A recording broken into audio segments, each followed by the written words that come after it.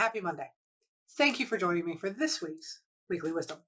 Now, I want to share something that has been happening quite a bit over the past couple of months.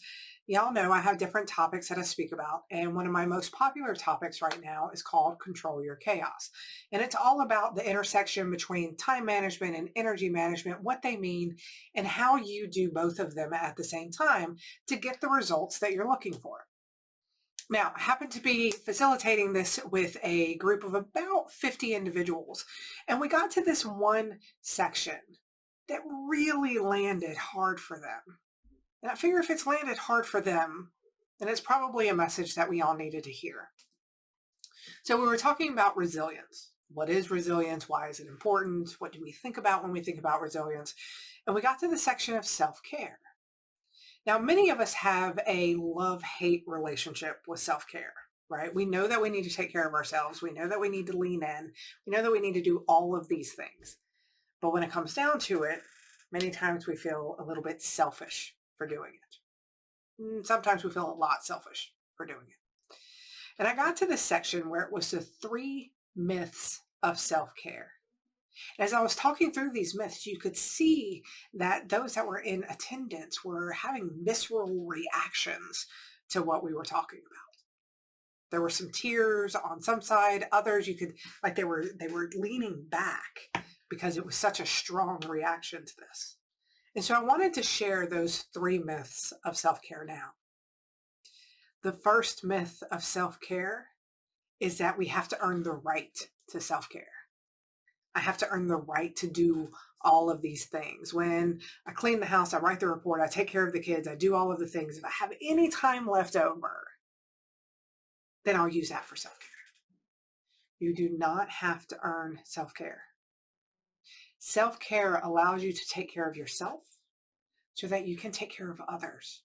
If you have nothing left to give of yourself and your family and your friends, if they're asking for it, you will start resenting them. You will start feeling a certain way and not a positive way about it. You will not be able to show up authentically because you will be having these negative interactions. You do not have to earn self-care. Just like you do not have to earn dinner. You do not have to earn water. You do not have to earn hugs. All of these are things that we know we need. We have to nourish our bodies, nourish our minds. Self-care allows us to do this. Now, the second myth of self-care is that self-care is optional. I am here to tell you right now, self-care is not optional. Self-care is critical. I know the pandemic is settled. The social unrest is what it is. We've all kind of gotten used to it, but that doesn't mean that we have gotten back to the levels that we were. There's still a lot of uncertainty. We are changing faster than ever before. Organizations are reinventing themselves, what feels like monthly.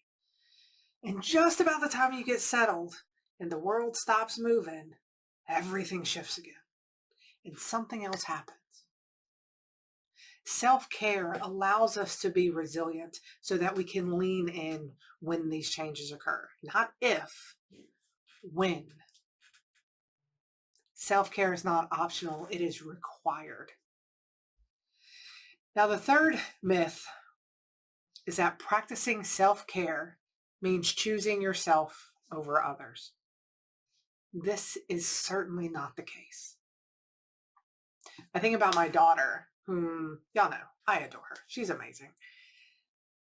When I'm interacting with her, she's going to get what she needs from me. It's going to happen. She needs me to snuggle. It doesn't matter how busy I am. It doesn't matter how all of these things are weighing on me. She's going to get it because she needs it. Especially if you have kids. Kids will keep asking to get what they need. They will not stop. And it is not good or bad. It simply is. And so you have to be taking care of yourself so that you can lean into that when others need you. You can't lean into others if you have not first leaned into you. We can't take care of others if we have not first taken care of ourselves.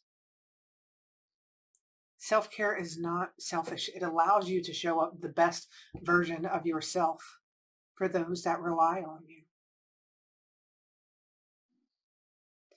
So to recap, when we're talking about self-care and the importance of self-care is not something that we have to earn the right to. Self-care is not optional, and self-care is not selfish. All of these are myths that we have told ourselves. We now know it's a myth, so we can move forward.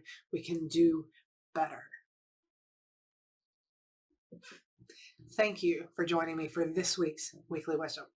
I hope you have an absolutely amazing week. Get out there, take care of yourself, whatever that looks like. Take care of yourself. And don't forget, as always, you got this. I'll see you next week.